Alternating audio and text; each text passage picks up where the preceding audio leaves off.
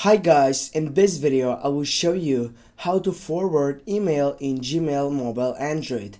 Firstly, before I start with this explanational video, I need to mention that there is no difference between getting up into this section on Android or on iPhone.